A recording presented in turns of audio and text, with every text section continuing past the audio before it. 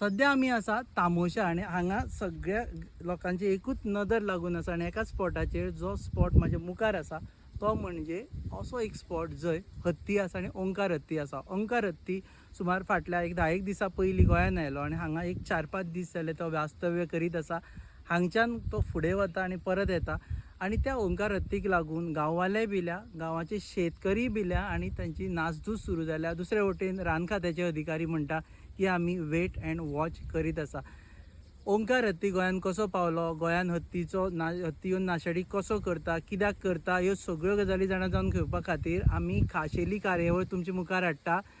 From the ground we are reporting from the ground अशें म्हणटा. तशें कारण आमी एक्चुअली तामोशा येयल्ले आसा आनी एक्चुअली त्या मनशा कडेन उलयल्ले आसा.